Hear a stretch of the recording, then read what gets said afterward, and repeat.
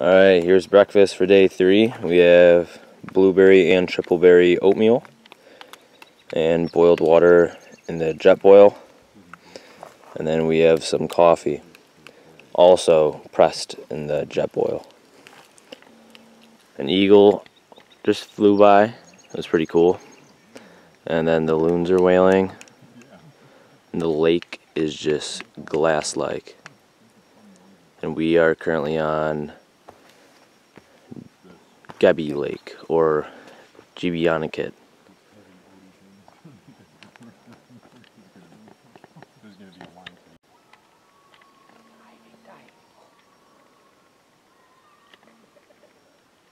he get something? Oh, there's another. Did he just eat a loon? I think he was grabbing something, wasn't he? Yeah. And the loon is chasing him now.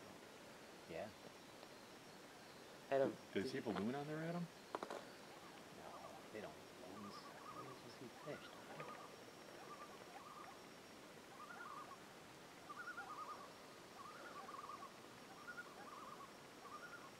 The loons are doing a racket, man.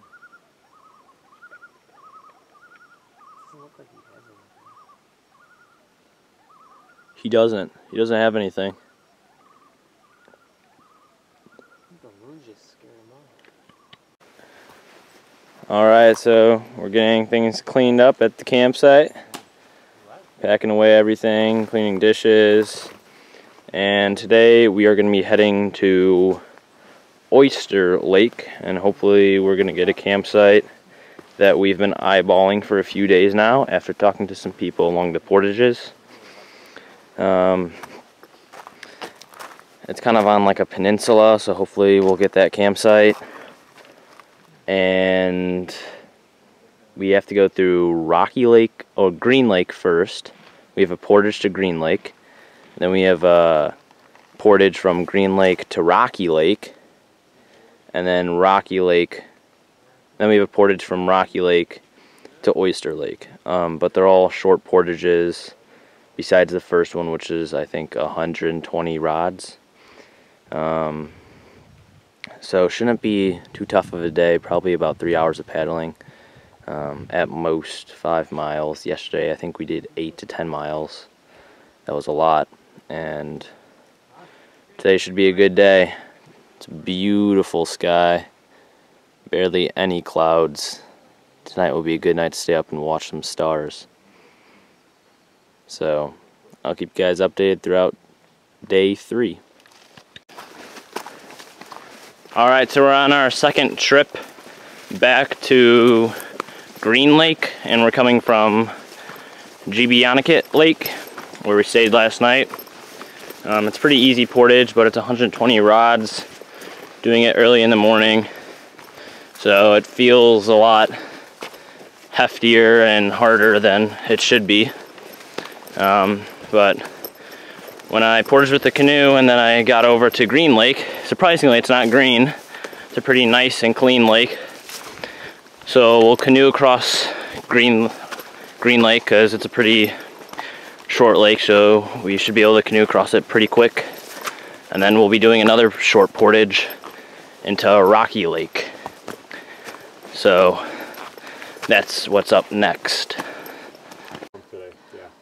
So we made it into Green Lake. Not too bad of a portage, just long, and we're pretty sore after lots of hefty portages over the last couple days. Surprisingly, like I said earlier, Green Lake's not green. You could see for yourself if you did not believe me. But we are going to be going somewhere down there to find our next portage into Rocky Lake.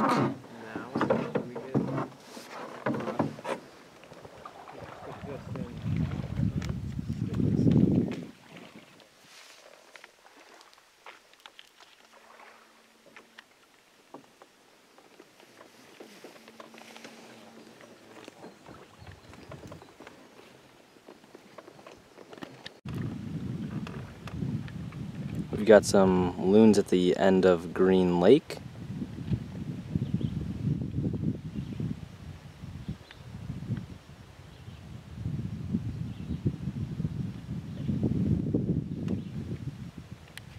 diving for some fish. We just finished the portage into Rocky Lake.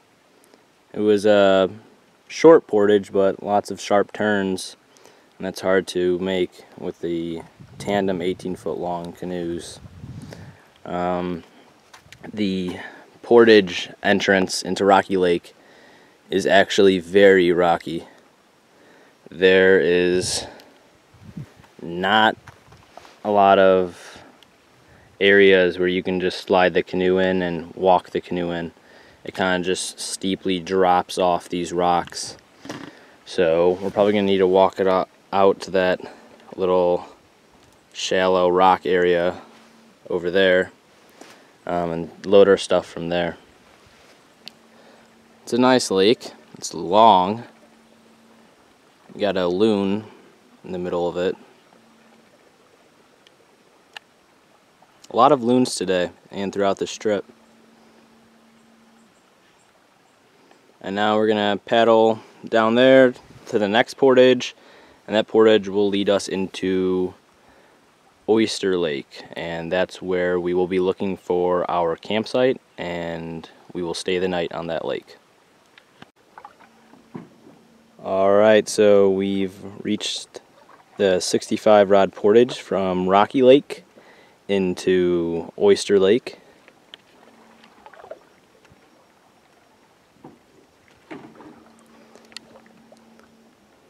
Here's another view of Rocky Lake.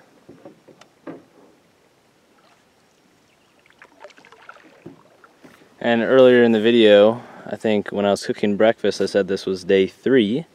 Correction, this is day 4. That's what happens when you're out in the wilderness like this with no calendar. You just lose track of days. So this is day 4, and we have the rest of today, all of tomorrow, and then we paddle out the next day in the morning. And then hopefully we'll be eating at Britain's Breakfast. It's like a cafe in Ely, Minnesota. Alright, I just portaged with the canoe, 65 rods. Most of it actually uphill. Quite a bit of mud too, as you can see right here. But we've made it to Oyster Lake.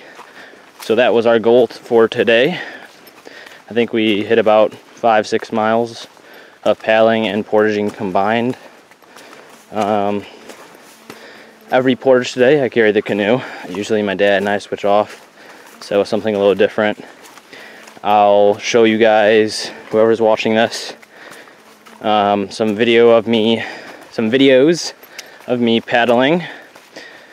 I'll either edit them into these videos, or I'll create a separate video, which would be a compilation of all my videos that I'm paddling in.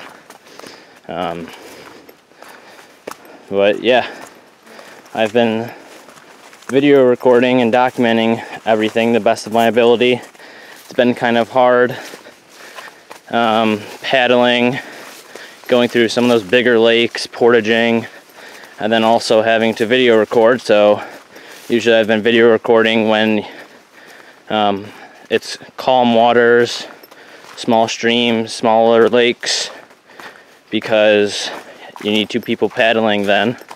And my dad has been mostly the rudder of the canoe, steering us around. So thanks to my dad for paddling as I talk and speak in my videos. So I'm gonna go back and get the rest of the packs, and then we're gonna paddle to our campsite. We're on Oyster Lake now, and there's a bald eagle. It's pretty neat. Haven't seen a lot of them up here on this trip.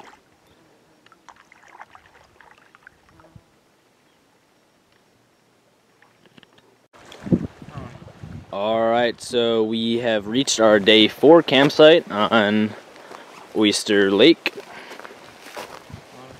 Here's our kitchen area. You got a nice big boulder Nice fire grate. Good wind protection. Got the Crazy Creek canoe chairs on the logs. It's a pretty nice campsite. Food pack. And then we were actually just floating out here with life vests, just cleaning off. This whole area is pretty shallow rock all along here, so we just floated along. And the water's pretty warm when you get close to the shore, but the deeper you go and you start kicking up some cold water further down, it gets pretty chilly. But here's Oyster Lake, and it continues to go that way and then around the bend.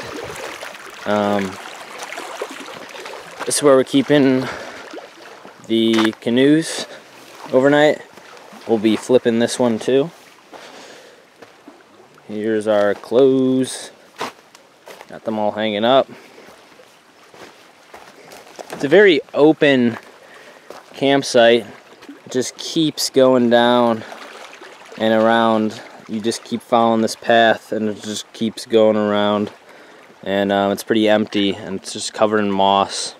Not a lot of thick vegetation here. And same goes to the other side over here. I'll show you guys back here. We got the custom sewing tarp set up. We got a lean-to, so it slants up, and then only like a quarter of the tarp goes down. Here's the platypus water filter. That's the clean water, and then the dirty water's up there and just filters down. And then back here, this is the other open side of the camp. We have a bunch of wood everywhere. That's what's really nice about this campsite. There's just plenty of wood. But you also got a ton of chipmunks and squirrels.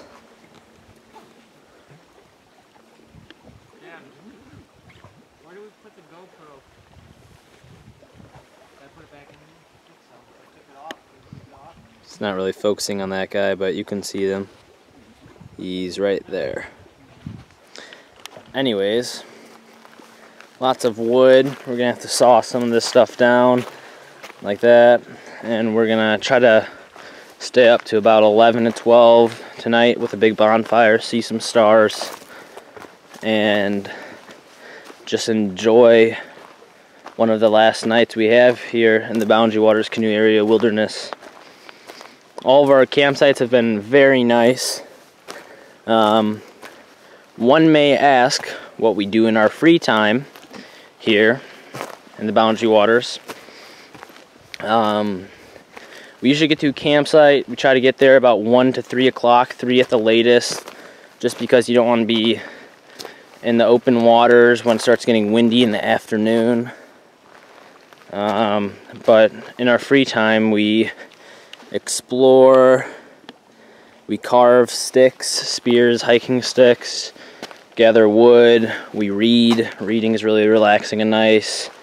You have to set up camp, which takes about an hour, depending how many people you have.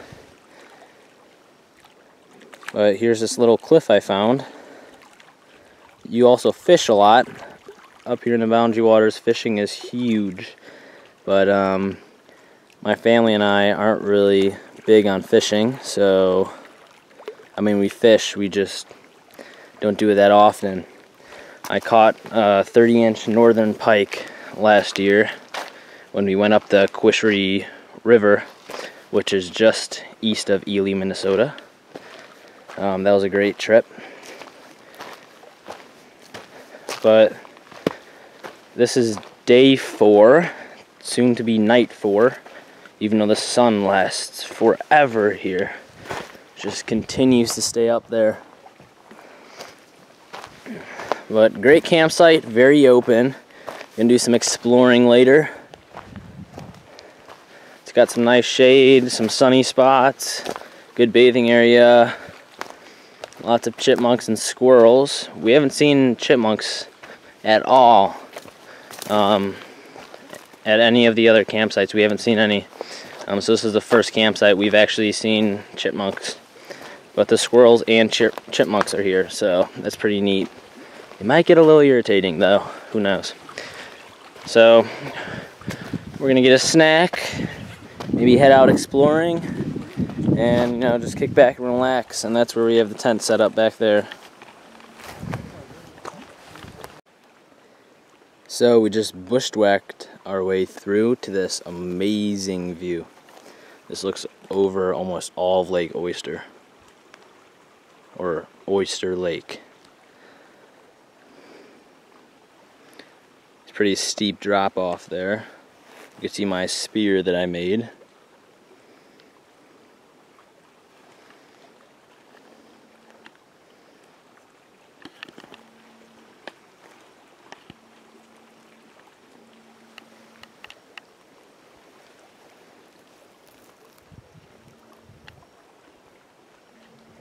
We are at the tops of the trees.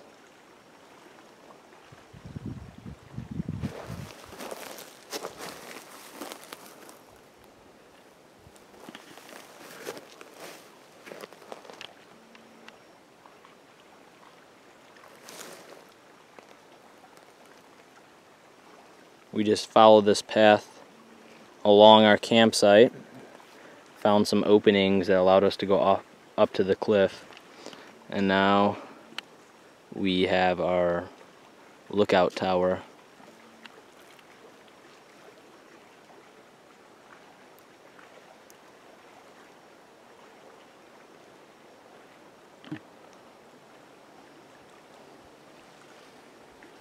We just do not want to fall off.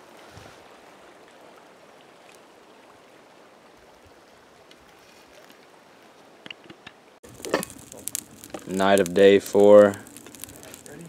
We got the fire going.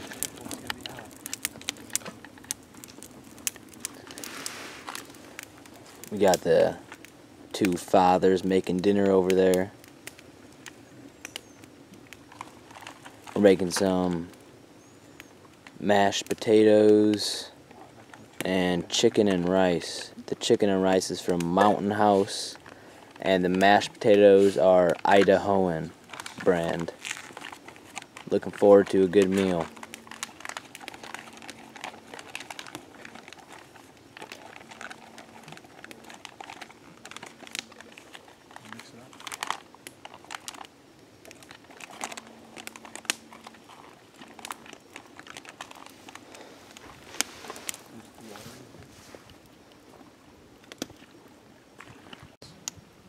So the finished product of tonight's meal, there's the rice and the chicken's mixed in.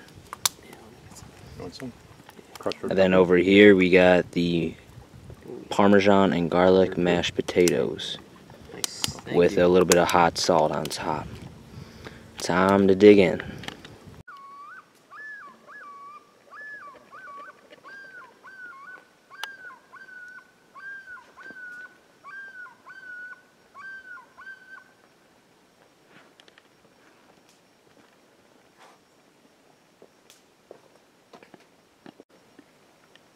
If you look far off into the distance, you can see the moon. It's absolutely huge tonight.